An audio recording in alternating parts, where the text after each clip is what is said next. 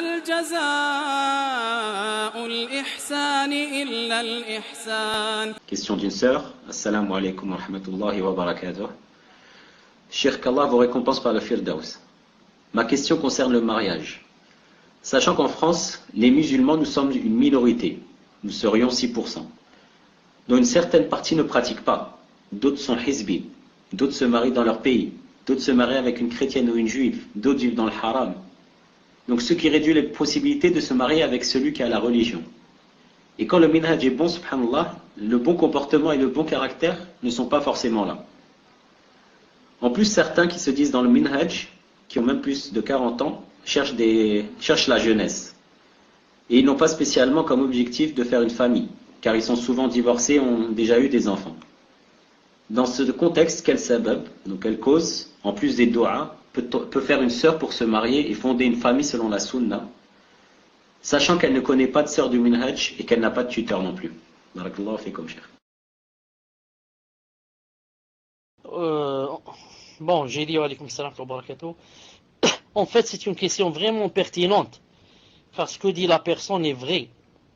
Non, c'est pour ça que beaucoup de personnes vivent des difficultés là-bas en Europe. Non, vivent des difficultés, surtout pour le mariage. Surtout que beaucoup, disons pour ne pas exagérer, je dis que certains, ma'alish, même si entre parenthèses c'est beaucoup, se marient pas avec un objectif clair. Pas le mariage islamique, où on cherche à fonder une famille et avoir des enfants qui, masha'Allah, vont défendre la sunna, le minhaj, l'islam, le répondre, etc. Mais que beaucoup se marient juste pour plaisir charnel, disons. C'est pour cela que vite ils sont repus et rassasiés, et c'est pour cela qu'une semaine après, ils décident d'arrêter ou de chercher une autre. Pourquoi? Il ne s'est pas marié avec l'intention, par exemple, qui se trouve en islam, de fonder une famille, d'augmenter le nombre des musulmans, d'augmenter le nombre des enfants, d'augmenter les nombres des soldats du prophète islam qui vont, dont le prophète va être fier yawm al-qiyamah, et il va, disons, jalouser les autres. Non, il se marie juste pour tentation, et une semaine après, 10 jours, 15 jours, il a eu ce qu'il voulait. Donc maintenant il cherche une deuxième, troisième, quatrième, même s'il n'a pas les moyens du tout. Même si lui, tout juste, s'il mange, c'est tout juste. Et il travaille même pas, il veut une deuxième, troisième, quatrième, et il commence à divorcer et à dire je gère pas, c'est difficile, je peux pas gérer. Non. Donc comme a dit la sœur, c'est vraiment difficile dans ce cas de trouver quelqu'un qui remplit toutes les conditions. C'est pour cela que, je l'ai dit déjà une fois, j'ai dit, ce n'est pas obligé dans ce cas de chercher quelqu'un qui remplit toutes les conditions. Au lieu d'être à 100%, on va suffire par exemple à 70, 60, 50, et comme ça. Et je vous ai cité une fois, si vous vous rappelez, et j'ai la chose avec moi, la fatwa avec moi pour ceux qui veulent que je leur la lise. Il faut juste que je la cherche un peu, de Cheikh Ibn Uthaymin, qui a dit que des fois, c'est même permis de se marier avec un pervers.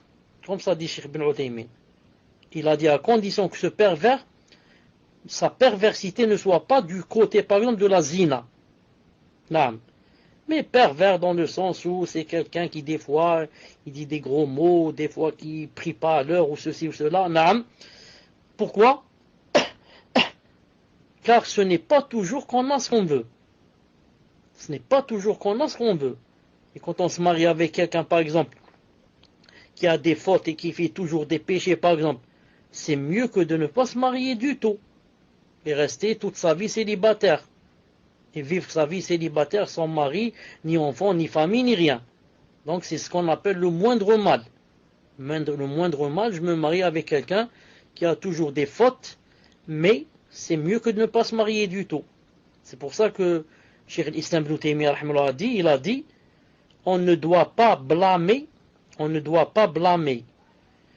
lumière entachée d'obscurité quand il n'y a pas de lumière à 100%.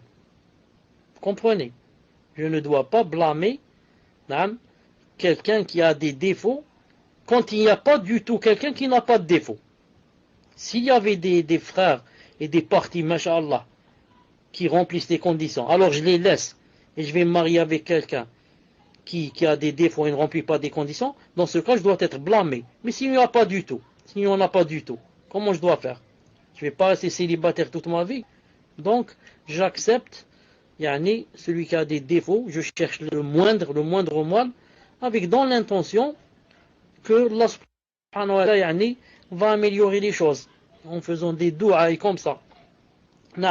Donc c'est ça c'est ça la nasiha que je donne à la sœur qui trouve des difficultés pour se marier.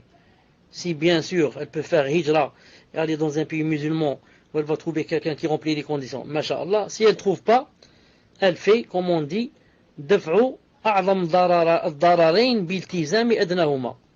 Elle repousse le grand mal en faisant le petit mal. Elle n'a pas d'autre solution.